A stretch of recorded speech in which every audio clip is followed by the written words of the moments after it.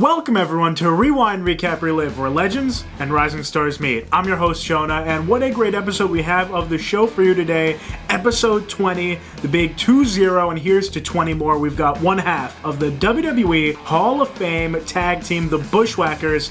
Bushwhacker Luke coming on with Brother Greatness and Dashing D1000, who's returning to the show. They make up the congregation in this tag team edition of the show. But first, let's get into next week's episode, next week's giveaway, and who won that signed Bushwhacker Luke 8x10. So, you guys are asking, who won the signed Bushwhacker Luke 8x10? And I'm gonna tell you. If you might see this is familiar, right? The envelope from last week, and inside is the beautiful signed 8x10 by Bushwhacker Luke himself. Still the option, get Butch down the road. And that lucky winner is Jim Hayes. Congratulations, a very loyal fan to the channel. You are the winner, and we're going to be in touch, and this is yours. We've taken care of the winner. Now, before we get into the giveaway and the guest for next week, I'd like you guys to please, on this video, comment your favorite Bushwhacker moment down below. I'd love to see what you guys think. Legendary tag team, and I'd have a lot of fun going through them. So you got a favorite Bushwhacker moment? Comment it down below. Now, for next week, really big here, guys. I am so excited for this. He was so nice to come on. We've got former Intercontinental U.S. Tag Team Master of the Cobra, Santino Marella, coming on the show with rising star Untitled Eli Shelton. And you have the chance to win one of Santino's shirts from his Pro Wrestling Tees site. And all you have to do to enter that giveaway is comment hashtag R3giveaway down below in this video, along with your favorite Bushwhacker moment. That's hashtag R3giveaway in the full Bushwhacker Luke and congregation interview, and you will be entered to win one of Santino Marella's shirts. Alright, one quick thing before we get into this great interview with Bushwhacker Luke and the congregation. So, our friends over at Count It Out, Mike and Tyler, are having a great giveaway over on their Instagram page. It is for an original from the very first Survivor Series program, okay? Really cool, unique item. I really wanted to shout out this giveaway because I love it so much. I'm going to enter it myself. But you can also catch me on their Instagram a couple hours before Survivor Series on November 22nd. We're going to be going over predictions, spoilers, maybe we know something you don't, favorite superstars, matches, outcomes. So listen, check it out. You're not going to want to miss it. It's going to be great. But definitely go over to their Instagram page. I'll link it in the description, and you can see it right here. Counted Out 7 on Instagram, and check it out. Enter that giveaway. Now everything's taken care of. Make sure you like this video, share it around, subscribe to the channel, ding ding ding, so you don't miss a thing here at Rewind Recap Relive. Tons of content on the way as always, but please enjoy Bushwhacker Luke, WWE Hall of Famer, and the congregation, and make sure you comment your favorite Bushwhacker moment down below and enter to win the Santino shirt. Wow, so much going on here at the channel. Make sure you don't get lost in the shuffle, but please enjoy this interview. As you can see, everybody, things are a little different today on the show. We have a team you may recognize, one familiar face, Dashing D1000, joined by Brother Greatness. Today, they are the congregation. Yes, sir. Hallelujah. Just a dash. And our next guest has an incredibly long career, spanning close to 60 years, successfully, a legendary career in the wrestling industry. He is one half of the WWE Hall of Fame tag team, the Bushwhackers. Please welcome Bushwhacker Luke. Whoa, good day, mateys. How the bloody hell are you? Good. We're doing good. That was great. So happy to have you all here. Mate, you're looking good, but boy, change that cologne. It smells like sardines. It smells like sardines. And you know what sardines smell like? Yeah. Oh, we don't need to talk about sardines in their smell. Rough I think you're smelling one of them. I don't know if it's me, but It's definitely not me on sardines. I'd like to jump right into it and really get into where wrestling went from an interest for each of you. We've heard Dash before, but for Brother Greatness and, of course, you, Luke. So let's go to Brother Greatness first. Where did wrestling go from an interest to something you actually wanted to pursue? Yeah, so in terms of my fandom, that actually started for me pretty late. Dash makes fun of me about it all the time. I became a fan in like the early 2000s. I think it was whatever SmackDown Rey Mysterio originally debuted on for the E. And then I kind of had to backtrack and kind of see all the awesome stuff that happened in the 90s, 80s, back in the Luthez days even. And once I became a freestyle wrestler in high school, that's when I started making the switch to wanting to become a pro wrestler. So once college started, regular school started, and then wrestling school started not too long after in 2012. So that's kind of that switch for me. First that, then folk and freestyle wrestling, and then eventually getting to chase the dream, as they say. Nice. Yeah, so you're definitely climbing the ladder. Very interesting way to get into it. And Luke, storied career for you, as we mentioned. You're coming close to 60 years, right? In the wrestling industry? Yeah, mate. So can we go to the beginning now, and where did the interest in wrestling bring you to want to do it as a career? Yeah, just let me have a sip of this to get my voice ready. Oh, yeah, of course. My next door neighbor was a bodybuilder, and he went to the Mr. New Zealand show, Mr. New Zealand. The judge for the Mr. New Zealand was a former Mr. New Zealand. I'm going back in time, kids, 1950. and my next door neighbor came second in the show, Mr. New Zealand. And this judge said to him, "Would you like to make some money with that body?" And he said, "What do you mean?" And he says, "Well, come into Coolman's gym. This is a notorious gym in the 50s and 60s to the 70s in New Zealand. It was a lot of Commonwealth, not Olympic game, but the Commonwealth Games, which are in the British countries." Yes. Yeah, a lot of Commonwealth boxing stars were there. The gym was like in the first Rocky movie. It had 2 boxing rings, a foot off the floor, 9 inches off the floor, and the floor of your room. That's how hard the floor was. Anyhow, getting back to that. So my next door neighbor started going in there. Blah blah blah. 6 months down the line, he says to me, "You want to come with me?" And I said, "Okay." I came in. Now I'm 170, so 170 soaked. You know what I mean? Wet at the time. Yeah. 170, and I'm going to this gym. In this gym, there was all kettlebells laying around, and the solid ones with the 2 balls on either end, dumbbells like that, the bars like that.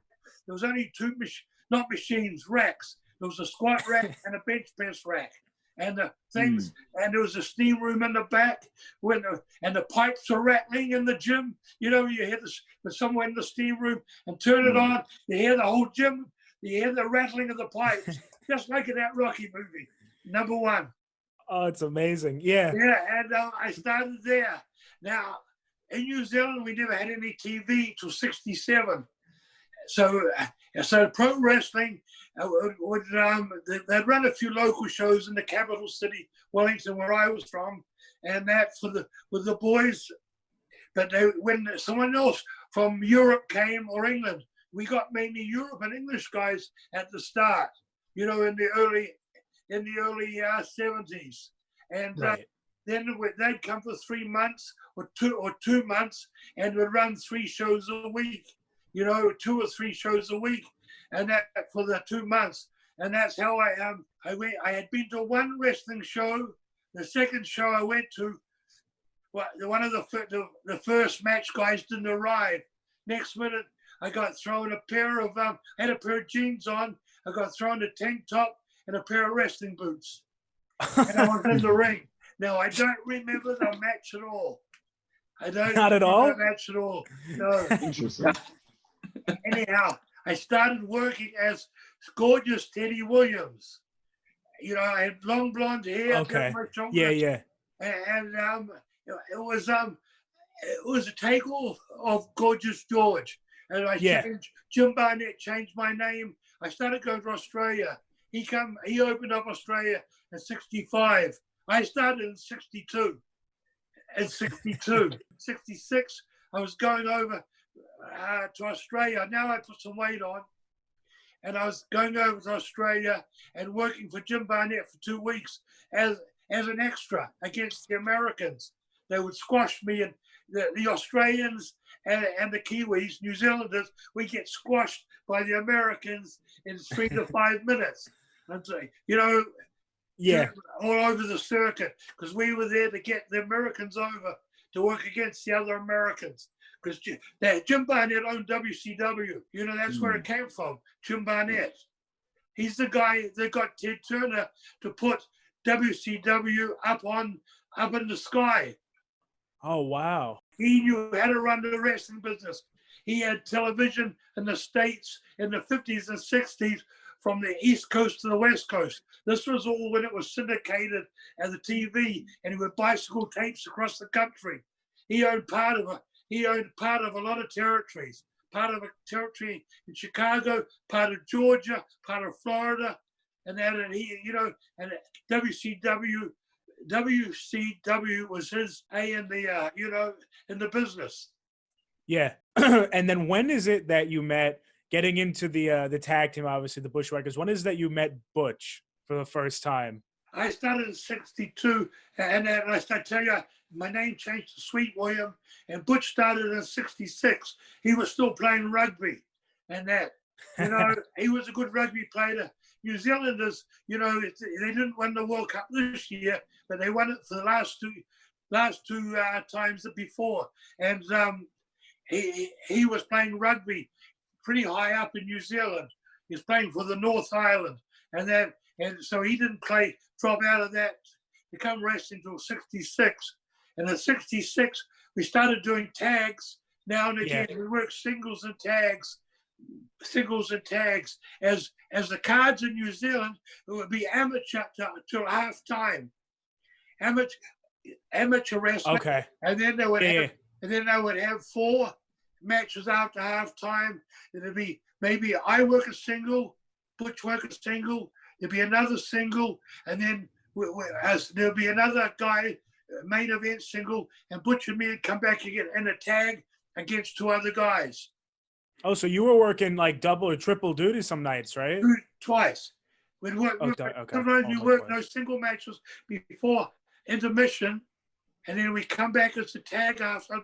We work with the same guys in the tag after intermission. Okay. So we angled it for that, and then there'll be the main event. Now those days it was 8 6-minute rounds, and the main events were 8 8-minute rounds. Now if the main event didn't do 6 rounds, the people were very disappointed.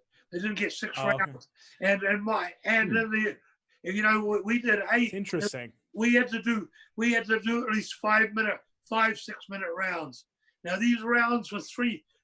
They were 5 minutes with a minute in between, 30 seconds or a minute in between. And the ring was like hard as rock, and there was 4 ropes. Okay. And that was, wow. So that was what time period? Like 1966 or 67? When Butch started with me was 66 to about 71. Then Jim Barnett was in Australia, running Australia from 65, because all the R&R were coming in there from Vietnam. And the arenas were all packed. He brought out the roller derby, and I don't want to go into the angles he did, but Killer Kowalski was the first guy to blow the place wide open with the claw. Oh. You heard of Killer Kowalski, right? Yeah, oh, absolutely. Course. Trained Triple H, yeah. I wrestled Killer Kowalski many times. How's that? Awesome. That's so cool. That's awesome. And of course, going back, I wrestled The Rock's grandfather, Peter Malvia. Butch and me worked with him in Australia, New Zealand. Butch even went over for the 10th anniversary to Samoa to work with him. Oh, that's awesome. Let me throw it over now to Dashing. So you touched upon it in our last interview a bit. The previous incarnation of the congregation being Omega Black. That's what you guys were prior to the current name. Why did the change occur? Can you shed a little light on that? In a weird way, I think the best way would be to almost say it kind of evolved into the congregation. If you really look at what Omega Black was, what we were doing, it was one of those things where Omega Black had its success. It was going well. I was able to capture tag team gold with it. In the tag team part of it, Brother Greatness himself was a singles competitor within Omega Black and was capturing singles gold as he's displaying his own singles gold currently still. And it had its success, but there was almost like a glass ceiling that was there, and a level of expiration had came. And opportunity was still available for tag teams to succeed and be needed in the business. So the congregation was born out of that. Just the necessity of tag teams and being able to get on and get booked. Now, mate, what company was this? What company? Originally, we were with a company in Rhode Island called Mass Anarchy Wrestling. I just spoke to a guy on Rhode Island who's got, I think it's he's been running every month at the moment. Last week he ran. No, it wasn't that company. The company we were with, they didn't survive. Unfortunately, they're done. They were done shortly after. Yeah. So it was with but before that, it was just one of those things where we saw potential to do more than Omega Black was currently doing in other territories and other places. And knowing that tag teams are kind of scarce in certain promotions, we saw the opportunity to just, provide that need. Luke, do you see that at all, that in some independent promotions these days tag teams are a bit scarce, or that tag team wrestling has maybe dipped since the Bushwhackers were around? Today, all these promoters just put two guys together as a tag team. The old days of tag teams, well known, is gone. You know what I mean? Vince never put tag teams in main event. He always put Hulk and Rennie together. He would put he put guys together. But we had tag teams there like Demolition. Later on, we had the Road Warriors and we had the Rockers and that. But we were always in the middle, Yeah. We were always in the middle of the card. Vince put other people together. And I guess that's what the promoters around the country have been doing too here. Because I still work around the country. And I noticed you're still in it. There wasn't many tag teams which were tag teams, who'd been together and had a name. Yeah, the chemistry maybe wasn't there. Was it there immediately for you and Butch when you formed, or did it take a while to kind of get that chemistry rolling? No, I mean it happened straight away. Yeah. That's awesome. And Brother Greatness, how about you? When you and Dash formed, you knew each other from Omega Black, but when you really started operating as a team, was the chemistry there right away for you guys as well? Yeah, for certain things, it just kind of clicked immediately. So with respect to gimmick, promo, even just some of the basic things of just discussing things with promoters, looking at what we both want to do, how we want to grow, and how we enjoy going back and forth with the crowd. All of that just came just immediately without any stress whatsoever. The actual work of being a worthy tag team, at least in my eyes, that's something that we spent a lot of time just grinding at and working at, because like we knew each other's movesets, we knew what we're doing, but at the same time, I feel like it's a little different with tag work, really making sure that you do that unselfish type of work as opposed to looking like two separate singles workers that just happen to be in a tag match. So that's really been the challenge, and I feel like we've been working really hard to meet that challenge and been doing pretty well meeting it thus far. So that part didn't come naturally. That one definitely took work. But all the other things that kind of get the crowd going crazy before the bell even rings, totally just within our character and the way we are as human beings. Really, really well said. And Luke, so I feel like not as much exposure from the fans who know you as the Bushwhackers, not as much exposure has been cast over your previous career, because you were in the industry for, was it about 20 years prior to WWF? We were tag team from 66 to 88. We came to the North America in 72 to a company called Grand Prix in Montreal, which was running 3 towns a night. That's how strong this company was. It had names. Wow. I'm telling you, it had names. And the main baby face was Andre, who Butch and me had wrestled in the 60s in New Zealand. We wrestled Andre. He was there in 69, 70, and for 3 months. and him and the promoter worked against me and Butch most probably half the time he was there. And Oh, wow. and the main heel there was Killer Kowalski, who I knew from Australia. You know, I'd done jobs for him in Australia, and so you know, we knew the two main guys when we came there, and of course the guys that brought us over were the Vachons, Morris. Oh, okay. And the Vachons. They're the guys that brought us over, and we had a position, you know, 3 towns a night. We were up in the top, in the big shows were in the last 3 or 4 matches, you know, out of 10 matches. And in the other shows, we were either the closing match or the semi-closing match. We worked with Edward Carpentier and Andre the Giant a lot. You remember the Flying Frenchman, Edward Carpentier? He worked in New York in the 70s. Now this town, the top heel tag team was the Hollywood Bronze, Jerry Brown and Dale Roberts, with Sir Oliver Humperdinck as their manager. And there was a lot of tag teams then. There was Italians, Dino Bravo and Gino Brito. You know, Dino was only 19 then. Yeah. Worked with him a lot. Wow. And then Dominic DeNucci and Tony Puglisi. You ever heard of them? I have, yeah. Yeah. So you and Butch both, but you definitely worked off of a lot of people, a lot of greats that definitely became greats or were great back then, and evolved the Bushwhackers over time, right? You were just in a pool of talent, it seems. Yes, we were, and then there was Bobby Bold Eagle and Billy Two Rivers. Billy Two Rivers was the first North American Indian to go and work England and Europe. He was a hell of a worker. He was funny. He used to put 2 fruits on his chest, and he put K-I-W-I. You know, New Zealanders are called Kiwis. Yeah. And he would K-I-W-I and 2 foot there for us to drop kick him there. He used to the war paid. He used to do crazy stuff just to rib us. That's awesome. And I'd like to talk about now. We clearly can't talk about tag team wrestling without mentioning the sad, untimely death of Road Warrior Animal, one of the greatest tag teams, obviously, right, in history.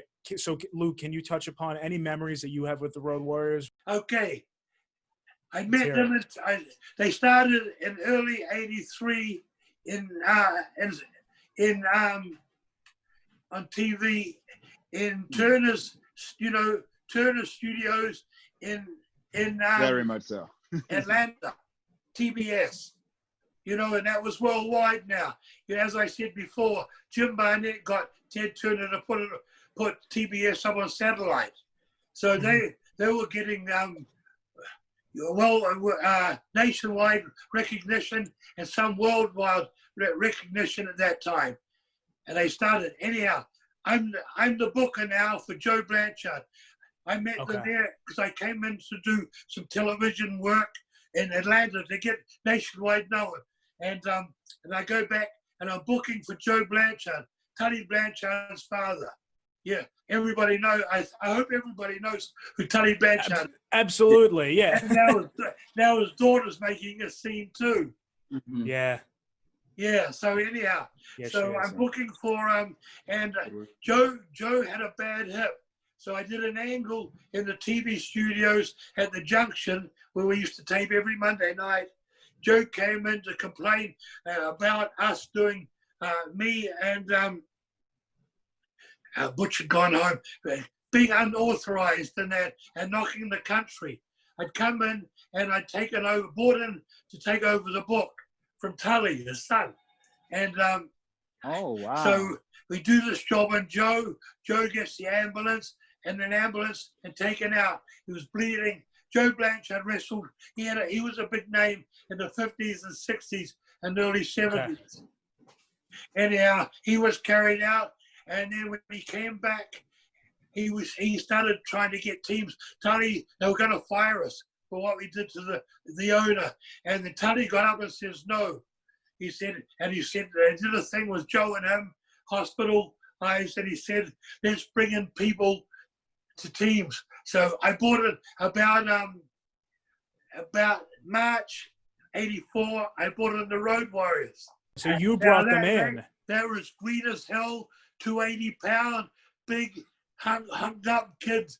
You know, they were kids and a bulk, and they've been running over everyone on Atlanta TV in 2 to 5 minutes, or even 3 minutes, just mowing them over.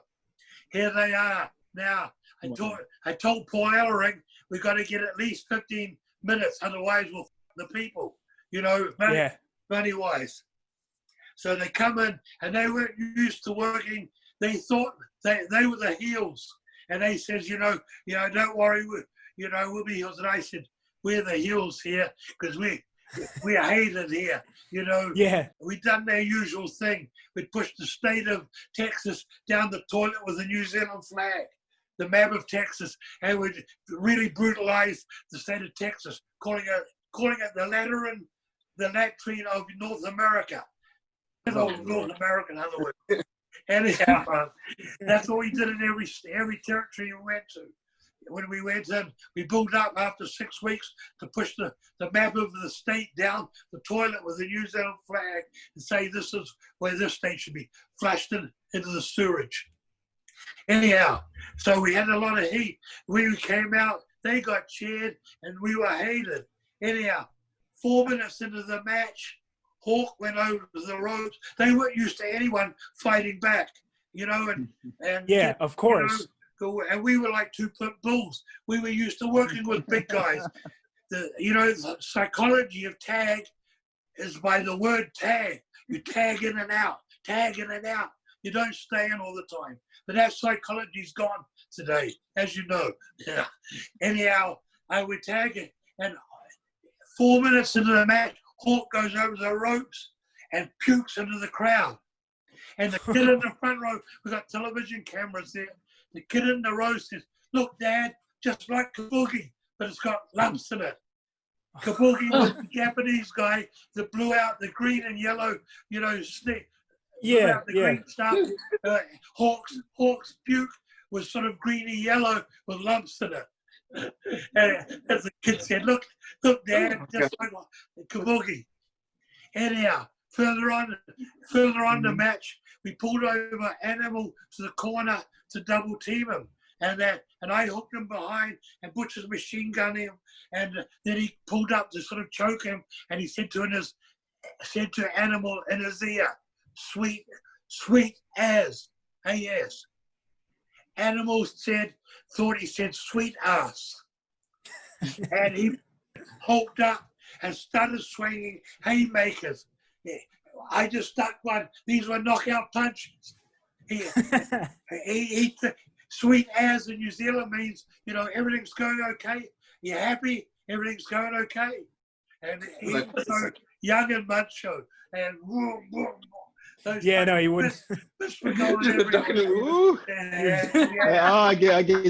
man. I can see that going over bad.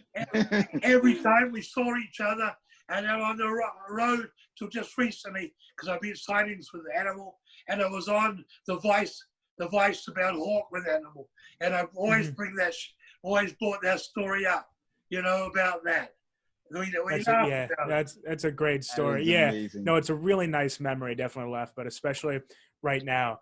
And so the congregation directed at you both here as a rising tag team. I'm sure you've done your tape study, right, so to speak, on some of the famous tag teams of the past. Do you have any opinions on the Road Warriors yourselves, or who are some of those tag teams that you guys try to maybe aspire to be like? Either one of you, if you want to answer this. I had a feeling greatness was going to throw this at me. I loved tag team wrestling growing up. Tag team wrestling is one of the things that was kind of like my allure to the business. I wanted to come in to do tag team wrestling, and then got a bug to just want to do more for myself as well. But tag team wrestling was very serious to me. I grew up watching the Bushwhackers, Road Warriors. I remember vividly the Bushwhackers were on the downside then. They were a ha-ha team. No, Yeah, I you understand what I understand, mean? but you guys did great work even with just a gimmick. I remember it because of the psychology that would get worked within the match. And I learned of the Sheepherders afterwards and appreciated you guys even more for being able to be that adaptive. Even if it was on the downhill, like one thing that was for certain, you guys were such an iconic mainstay when I was watching WWF growing up. And like I remember the sardines, I remember the whole walk and everything. You guys drew attention no matter what, Yeah. whether it was And heel they work or still- face work. And that's what they say to. They don't remember the wrestling, but when they see me in the airports, you were the guy that marched around. That's what they come up with me. Anyhow, Exactly. all the teams. I'm sorry to cut you off here, mate, but all the teams that we worked with there, Vince put them with us because they were green when they came in, like the Nasty Boys, the Beverleys. They were all green as hell. And we worked for a year with them, you know. But we learned how to work without hurting people. You know what I'm saying? And they learned the psychology. But the best team that was there, you know, apart from Demolition, but Arn and Tully Blanchard, they were the best team that we worked with while we were there. The Brainbusters. Yeah. They only had a short run because they got busted. They had a very short run, but they, you know, the Four Horsemen. I know at least for me, once again, I was the youngest fan ever. You know, I was watching Eminem and London and Kendrick, you know, and then I had to go backwards, and definitely the Rockers, definitely a team that I think we study very often a lot now. Very good. Yeah. Midnight Express, Heavenly Bodies. Yeah. Watch a lot of the Smoky Mountain tag team scene. The Heavenly Bodies. Yeah, we work with the Heavenly Bodies. Apart from Tully and Arn, the Heavenly Bodies were already polished workers. They were beautiful to work with. And they had great psychology because Tom Pritchard, as you know, was a trainer for WWF. Plus, they had Jim Cornette, who had been around, you know, the midnight, you know, what do I mean? He was a manager of a lot of tag teams. The Midnight Express, which was a great tag team. Well, it's a lot of Midnight Express. Yeah, Midnight Express. And the Rock and Roll Express. Absolutely. Their matches were dynamite. Ricky and Robert are polished tag team wrestlers. Yep. And pretty great at singles too, because you just saw. I think was it Ricky that did that singles match on the NWA, that title match like a couple months ago. I think so. Yeah. I think I know what you're talking about. Referring to popped out of her Quran. I was like, whoa, what's going on here? Ricky worked with Ric Flair for the world title quite a few times, and they were unreal matches because Ricky knew how to get sympathy. You know, if a baby face doesn't get that heel over, he hasn't got a comeback, as you know. You know what I mean? Exactly. And so, Luke, going into the WWF after having this long career with the territories, can you speak about how the creation of the Bushwhackers, where it came from, whose idea it was, and how you guys kind of felt about it? Okay. I was long story short, I was working against Sting, Barry Windham, and Lex Luger in the NWA, and we just shot an angle with them, and just starting with them, and I was in Columbus. I always remember this, in the gym, the Gold's Gym, and I went to the phone. I never worked out on my boiler, my stomach, hardly ever. Butch always worked 15 minutes on his boiler, you know, after working out. Anyhow, so I'm picking up my phone calls from my home in Carolinas, in Charlotte, and there's a phone call from Pat, and he says, give me a call. So I give him a ring, and I said, Pat. He said, yeah, Pat here. I said, Pat who? He said, Pat Patterson. I got a guy here wants to talk to you. And all of a sudden I heard, hey, Kiwi. that was Vince. And, he says, Wow. we'd like you to come in, but you're no working. He says, when could you come up and talk to me? And I says, when do you want me to?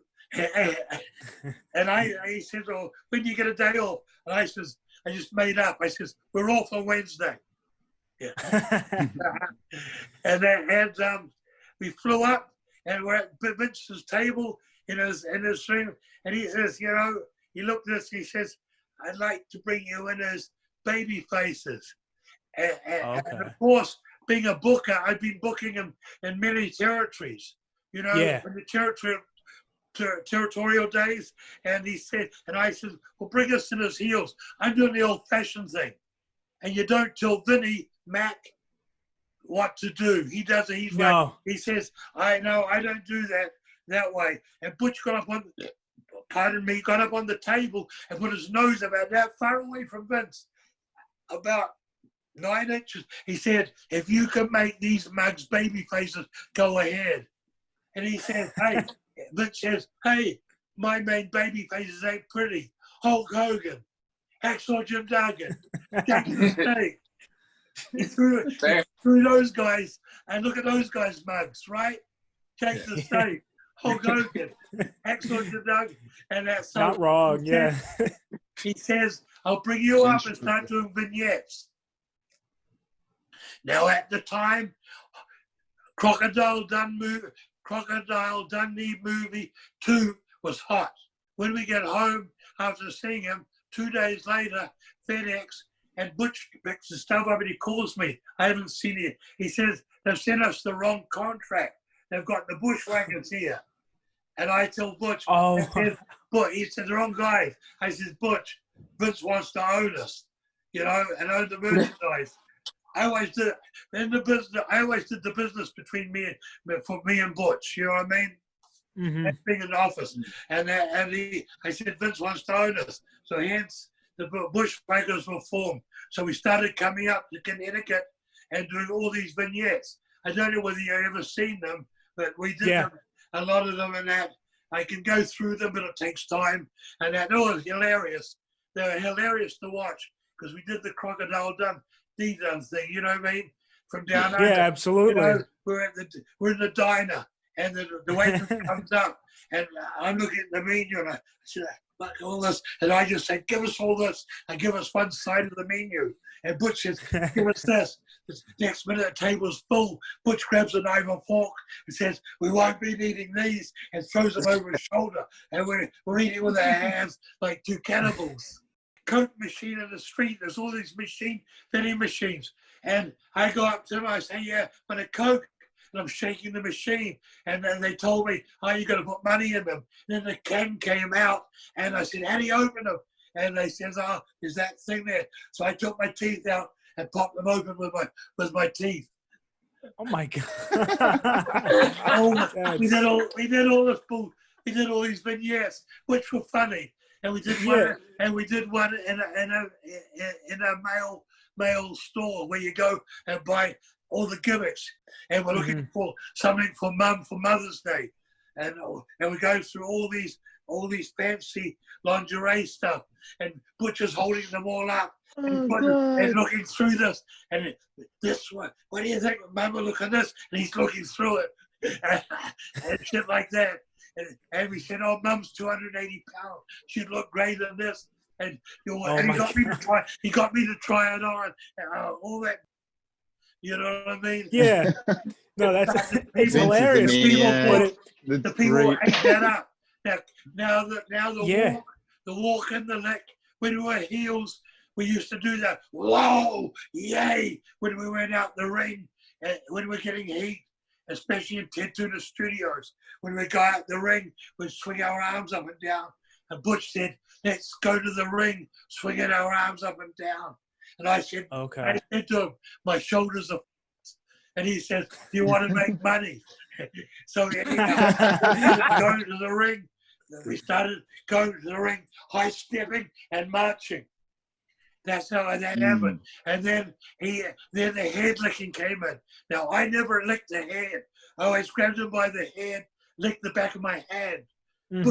Butch give them a wash. That's so funny. And so all that was just you guys as you went on, the facial expressions and everything too. You just when we started the first shows, mate, yeah, the agents were George Steele, the champion from Minnesota. It always went to the Nick Bonquinkle. Yes. Anyhow, they all wanted us to go to the ring a different way. One with popcorn, the other one with drink, come out of the crowd from different levels. Now, how can you, if one's coming from one level, the other one, how can the people focus on you? Mm-hmm. You know what I mean? We told them we've got to both come down the aisle, and that's out through the aisle. So as soon as we come through that curtain, we were screaming and marching, and that's how we got over with that, head licking and marching.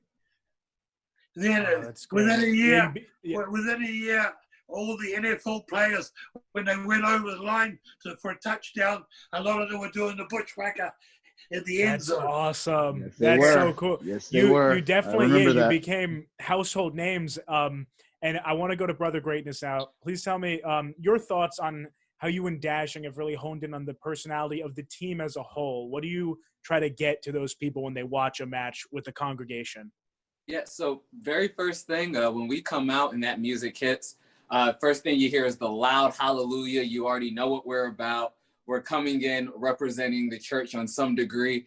And typically we've only really got to do this as faces thus far. But as soon as we come out, we come with that huge energy akin to the beginning of a church service, like a gospel service, that whoa. It's a lot of dancing, it's high energy, it's exciting. And during that entire entrance, we just want to make sure that we have the people before anything else happens. I want to make sure everyone is losing their minds, in love with this contest, and the bell didn't even ring yet. And Dash and I are both very excitable characters once we kind of get rocking and rolling. So it's very natural. Very good. The entrance is one of the main things kids don't realize today, but you've got to be there. You've got to be fired up and energetic, because that's the first time the fans see you.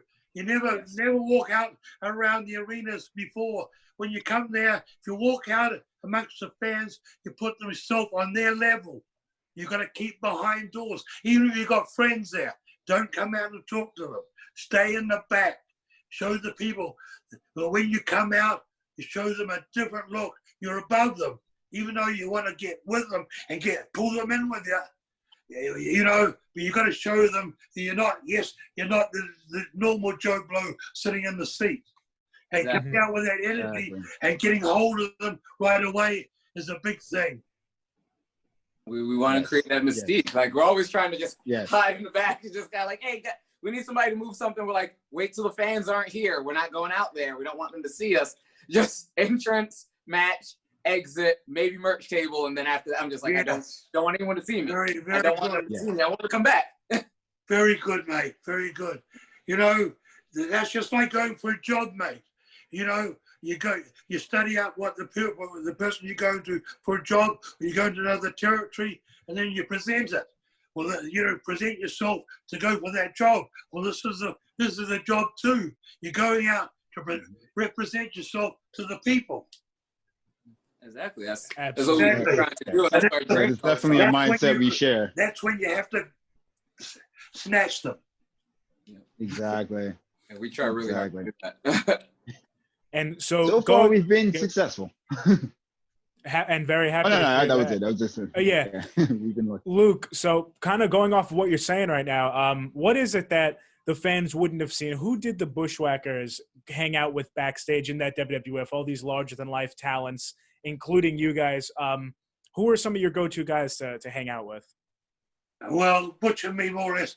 Hey, there was groups of guys, and they're playing ribs all the time. We traveled by ourselves most of the time, not on a plane, but we've got rental cars with just the two of us. When we landed every day when we were there, we were having 3 days off a month, just 3 days off, and then you'd work 15 days straight, 3 days off, and the first day was flying home. You know what I mean? So that day you wouldn't get back home till after midday or mid-afternoon. You'd have that night, and then 2 more nights. The third night, you're packing the bag because you're on an early morning plane to get to the town. So we kept to ourselves in that, you know. Yeah. But now the only guys I sort of hang out with now is Honky Tonk, Jimmy Hart, and Hulk. That's great. What a crew that is, though. Really? Do they all work out? Do they work out at your gym? No, I haven't got the gym anymore. The landlord who bought the plaza, a young guy from New York, put my rent up $5,000 more. Oh man! Wow. Was that because of the? No, he bought the plaza and he paid too much for it. The guy made a lot of money out of him, and he bought the plaza. He put everything up. You know, it was $5,000 more than I grossed. Not more than it was before, more than I grossed. And you know, it was a small gym, only 5,000 square feet, and on the beach. And I don't know whether you know about square footage, but it was $45 a square foot. That's a hunk of money. You know what I mean? Yeah, absolutely. Yeah. And he raised it $5,000. I don't blame you for not having the gym. Yeah, I was lucky. The manager was a bodybuilder, and that he bought all my equipment in my name, and he moved it to a back street on South Beach, and that he's only paying half what I paid for rent. Yeah. Gotcha. Wow. Well, Luke, so you mentioned a lot of ribs being played. Are there any that you're comfortable with sharing? Because I know some of those stories get pretty crazy of back in the day with those ribs. Oh, the ribs were heavy. In the 80s, WWE, the ribs were heavy. You know, the boys, it was a pretty free then. You know, the testing wasn't so heavy. Testing didn't start really heavy till 91, the wellness testing. Before, it was pretty, they tested now and again, but not liking it. So we're going to planes to England and that, and people fall asleep in first class. Some of us were in business, right? And other ones were in the back. And someone fall asleep up first class that, you know, when they take their shoes off, the guys would take their shoe, grab their shoe if they're sticking out, take it to the toilet, and then put it back. And that put it back. So when the guy gets to put his shoe on, when he gets to get off the plane and that, put it to these are heavy ribs. Yeah, those are really heavy. The most heavy ribs were in Stampede when I worked for Stu Hart. I worked for Stu Hart in 73, 70, 74, 75. I worked for Stu Hart. Brett was still a young kid, and that there's only a couple of Hart kids working then. And the ribs there, they were effing heavy, heaviest I've ever seen. That explains a lot with the stories about Owen. Yeah. Owen was only 10 or 11 then. You know what I mean? But Owen was in the WWF. His ribs were joking ribs. You know what I mean? He played ribs on guys, but they were soft, no hard. You know, no comeback ribs. You know, I've seen ribs where guys come back from the ring, and they've got asthma. And they go to smoke, you know, breathe in their machine, breathe in. Oh, wow. What's it called? An inhaler. An inhaler, yeah. And guys will put ether alcohol in it, and then they suck it in, and it knocks them to the floor. That sort of rib. Oh, my God. Yeah, you know what I mean? Yeah, absolutely. That is heavy. And then the comeback rib on top of that, there was some heavy repercussions. Yeah. I believe it. If that's the rib and then there's a comeback to that, I don't even want to know what it is. What level do you go to? A guy had a Halliburton, the old aluminium Halliburton, and it got blown out of his hand because the guy as he got it out of the trunk of his car, the guy came up with a gun and blew the bag out of his hand with it. Oh my God. Oh wow. Yeah. This is a crazy time, clearly, in the wrestling industry. I was gonna ask if the congregation ever has 80s have fun been at the amazing. expense of other teams or anybody like that. But I doubt that you guys do something like that. But We definitely have our fun rivalries, our level of ribbing, but nothing. I definitely would say we would be very vanilla, soft core with our ribs. Yeah. We have our favorite kind of go-to guy in one promotion out in Connecticut. I'll let Greatness shout his name out if he decides to, but every time we see him, it's just literally on-site banter, a lot of jokes, snapping back and forth just before a match, maybe even saying something before he goes to the curtain to try to get him to break character mid-match. Things like that, just that we would do. But like I said, very soft, not so much, some of the heavier stuff. And I think part of that is just, like Luke said, time has changed so much. It's a much more sensitive era where, things where it was considered fun, even though it was like, you could say like it's crazy, but it was done in good fun. You knew the intent behind it wasn't truly malicious. Nowadays, it's just completely offensive. That's what Owen Hart did, just as you were saying. Mm-hmm. Gotcha. Yeah. That's what we do. The worst ribber was Fuji. Remember Fuji? Yeah, of course. Yes, yeah. Fuji. Yes. Fuji was Mr. Fuji. one of the worst ribbers in the business. He was well known around the world. Ribs everywhere. Wow. Heavy ribs. I can Never tell you a few, inviting people around for a barbecue on a Sunday afternoon before a show. And then he was a great cook, but he'd kill a neighbor's cat, and he would cook that for them and put X-Lax in it. So when they went to the show, everyone was and that, you know what I mean?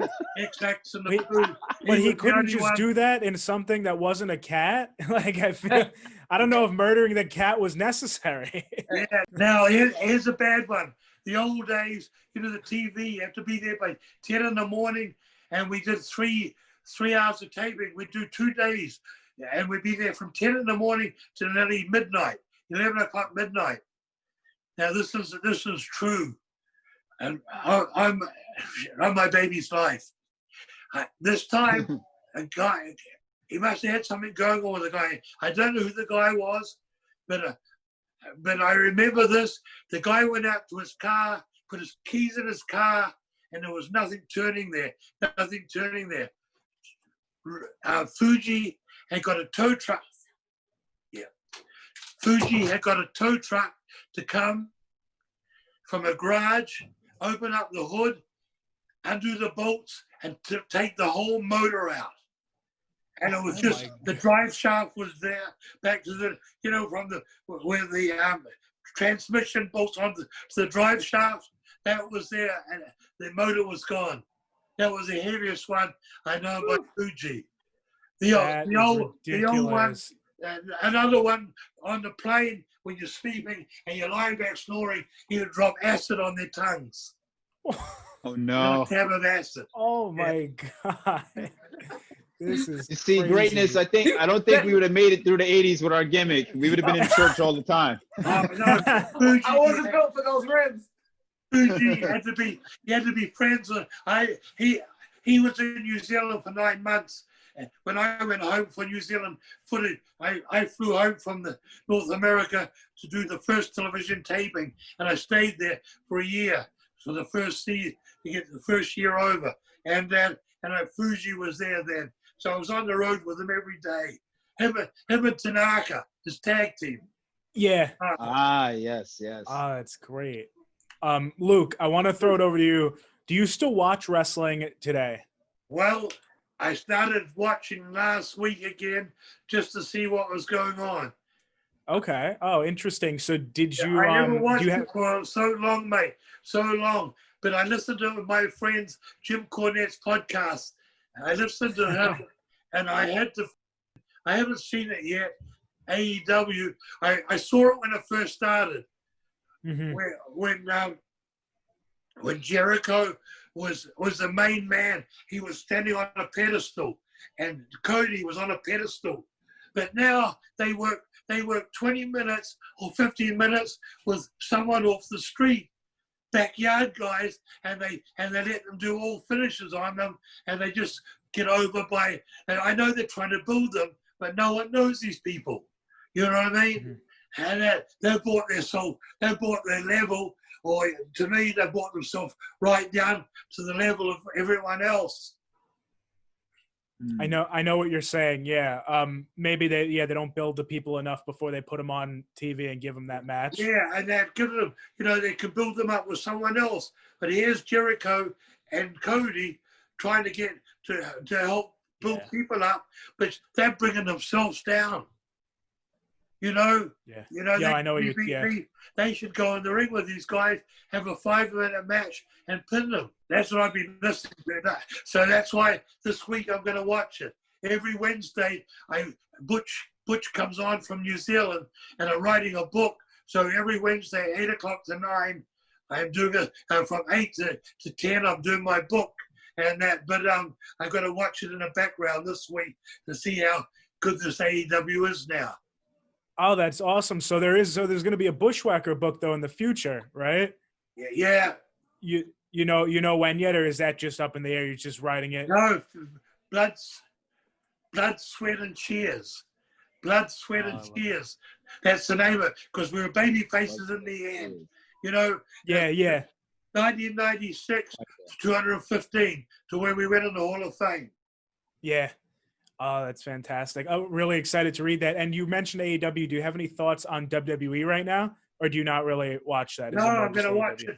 I'm going to watch it tomorrow night and see how it is.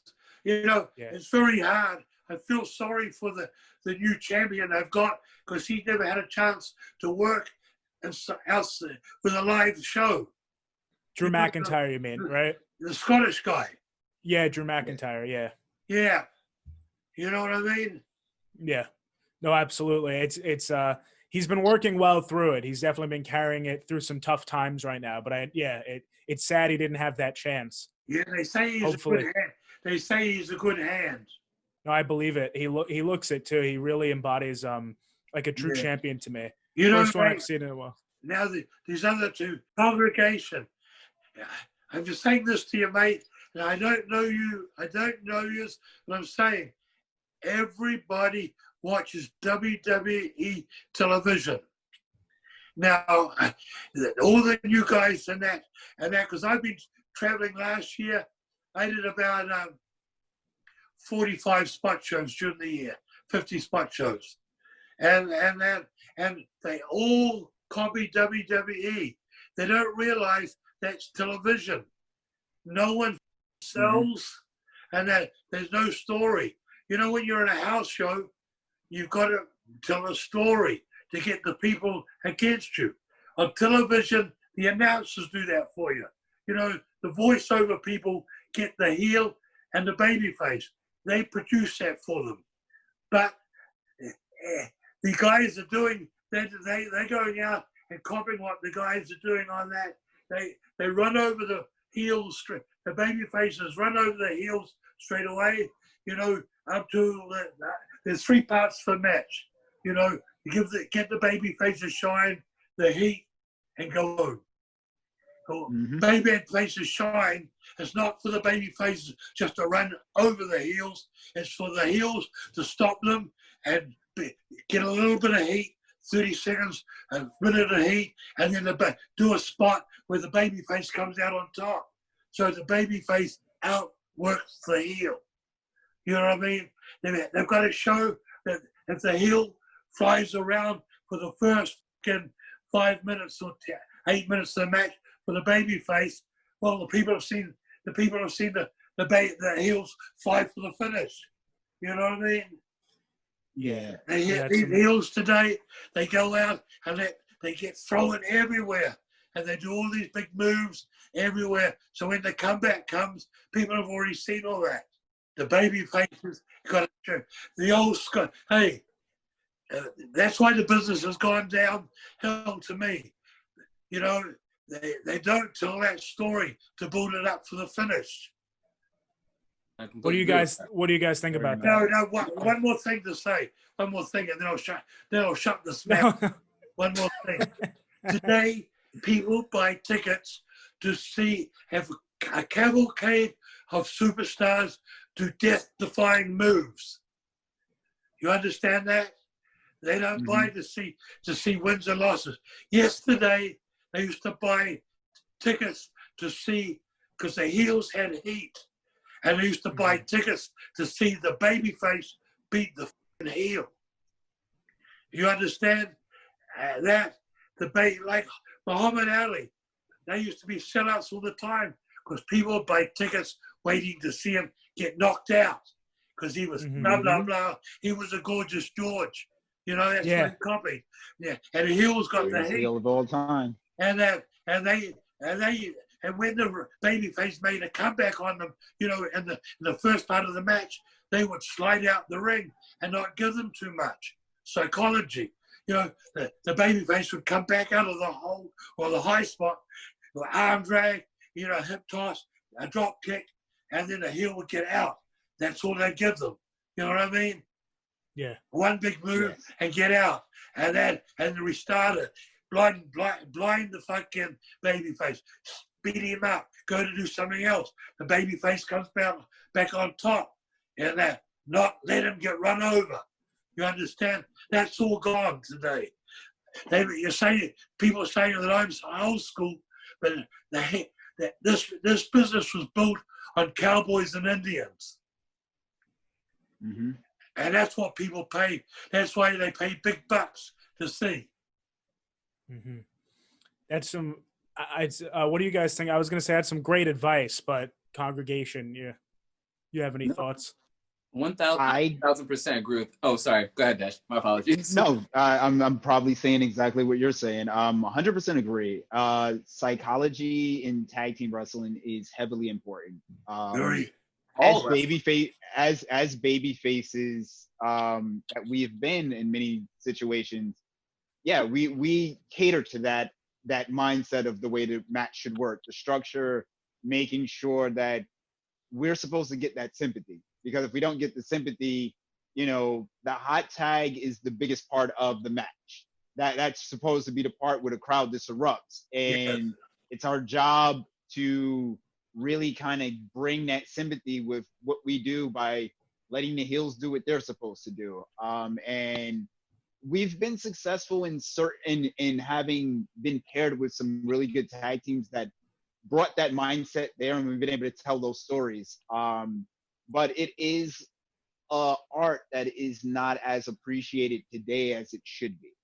And like I said, growing up from tag team wrestling, the tag team wrestling that I watched, it's very different now. And it's one of those things that as a tag team, I'm hoping we can do our best to bring it back as much as possible, or at least keep that formula alive. Yeah.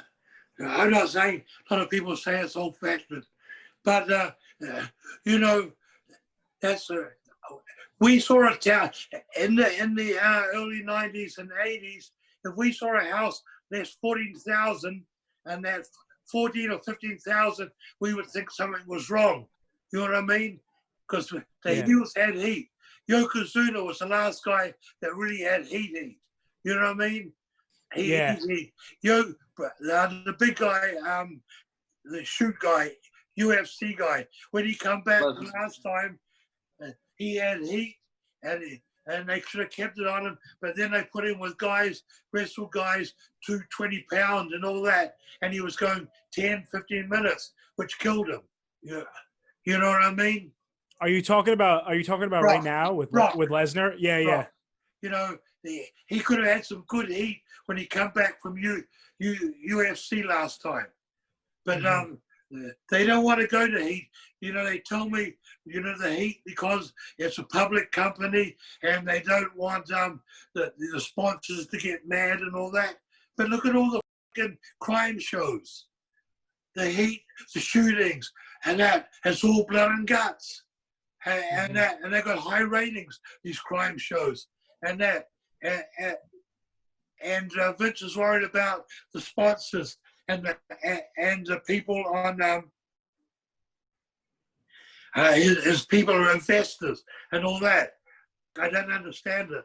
You know, the house shows. You heard the house shows were down from around 4,000 to 6,000, 7,000. That's all it was doing. Wow. And that's why, crazy. That's why they're cutting them out now, and they're just going to do television shows.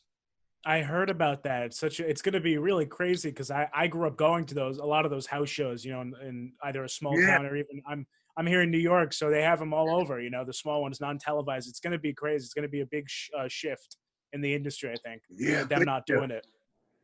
I'll go last question for the congregation before I head it over to Luke to finish.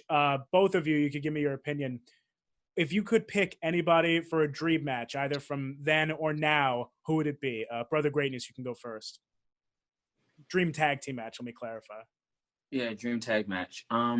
Wow, great question. Haven't really thought about too much. Honestly, Legion of Doom, man. Like, I think that would really kind of work for us. Almost more. I'm not gonna lie. I kind of think more of it as, you know, putting another team over. That would be a perfect situation for us with our gimmick, with the way that we present ourselves to the crowd, with the way they always have been historically, the massive size difference. It would just be it'll be a spectacle, I think, for someone to see that kind of honestly, that kind of whooping get placed on us for that particular kind of content. It just makes sense to me looking at both gimmicks, watching them kind of collide in that. Even in something that's relatively short, it'll be very exciting to see a crowd get really, really high with us, with excitement about like, wow, okay, what are these little guys going to do in this kind of like that moment? And it's something that you don't forget when you see what comes next. I think that'll be better than any crazy 20-minute throwdown. And just a nice, that would be really great. 5 minutes of Legion of Doom. Right. And Dashing, your thoughts on that? I agree.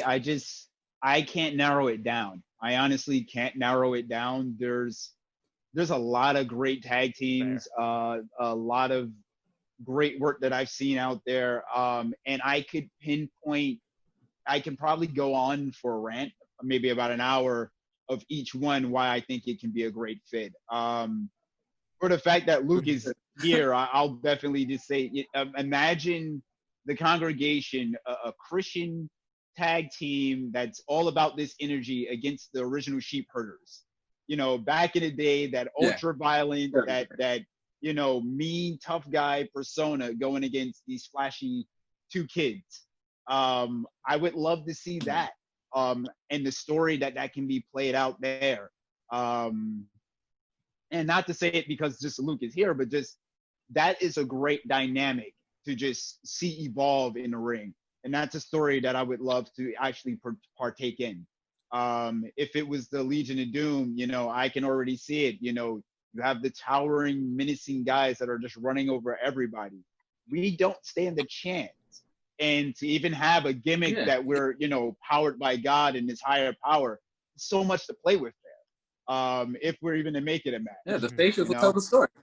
Now, guys, what do you think of that tag team that left WWF and they went over to AEW? Oh, yes. FTR. They've got 3 letters. FTR, formerly known as... What do you think of them? I love their work. They were one of the few tag teams that I've been watching in the current state of things that reminded me a lot of classic tag team wrestling.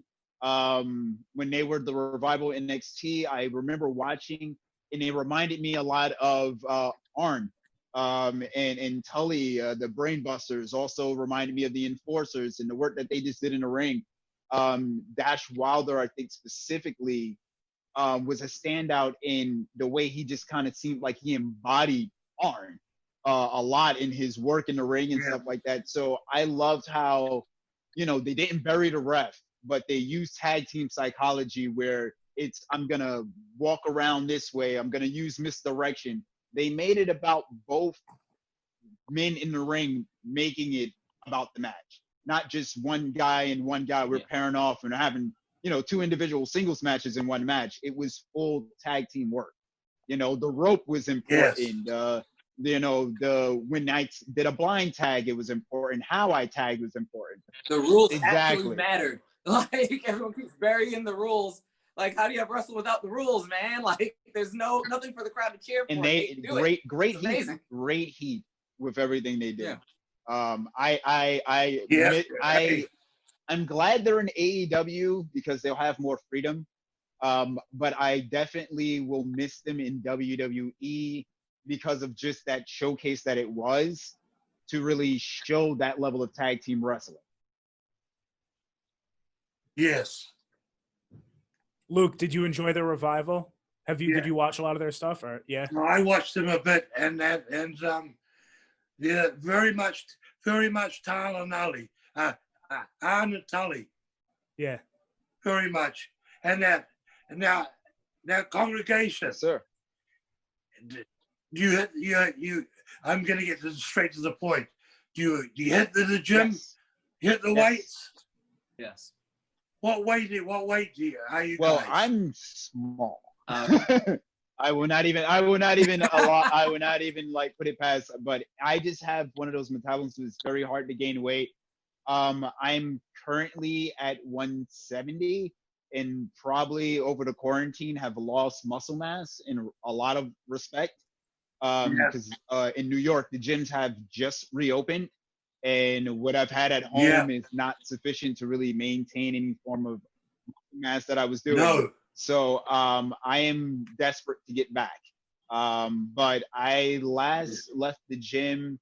I was currently definitely maintaining a squat of about 245 and looking to shoot up further than that. I do not remember my record bench press, but I mostly trained full body, a lot of core work to just try to make sure I can go and stuff like that. But I became a gym rat because of wrestling. I wanted to look more and more like an athlete and not just somebody that walked in off the street. Yeah. Now that's part of our business to look the part too. What age are you? Ooh, I don't like revealing that one. Okay, don't tell me. No. No. It's fine. I can do it. I just it's weird being on the older end of the spectrum and still looking as young as I do. And it becomes a little weird in the locker room because everyone thinks I'm so much younger than I am, but I'm actually 36. Yeah. I'm the baby. I'm 28. And to answer the other question, right now I'm 167. Over the quarantine, I had the opportunity to actually put on extra weight. When I first started getting trained 8 years ago, I was only 130 pounds. So all of this is just a multi-year progression to really get the muscle up.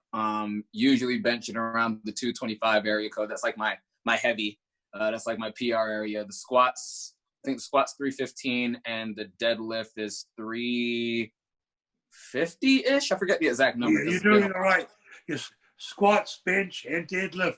That's for mass. Rest between it and do that. But make sure when you do the squats, you don't go all the way. You only go to a level like that because your knees later on in life through wrestling, your knees will give you problems. You know, don't want to miss my knees. Yeah, your knees will give you problems. I've been doing that as the grass. And then, I've had five knee operations. I've had two replacements on the right side. 2 replacements. I worked with a replacement for 14 years. Anyhow, I'm just thinking of Vince. You know, to go to Vince, he loves bodies, and he's got a lighter class at the moment. You know, so you got to set your goals. You got to set your goals for the big time, mate. It may be a dream, but you got to set your goals. Luke, that's some great advice. You answered the last question, which is, do you have any advice? So thank you for that. Really good stuff. And that brings us to the end, though. If I could ask, Luke, can you show your belt again for the people who are watching at the end here? I'll put it in the beginning too, and congregation if you want to as well. Nice, there it is. Hall of Fame Bushwhacker Championship belts. That's great. Absolutely gorgeous. And then BWF's championship. No, that's awesome. No, I just wish the guys, congregation, the best of luck for the future. Train hard, just train hard and look for the big time. do. Yeah, Thank absolutely. Hallelujah. That's great. Thank you so much, everybody here. Thank you. Thank This you was as well. fantastic. Pleasure. Thank you, brother. You have a good day, mate. Thank you. As You Bushwhacker too. saying, I'm out. Wow. Woo! Messy Daddy, Boogie Woogie Man feel good. I tell my people, my brothers and sisters, don't you dare miss online. Rewind, recap, relive. Oh yeah!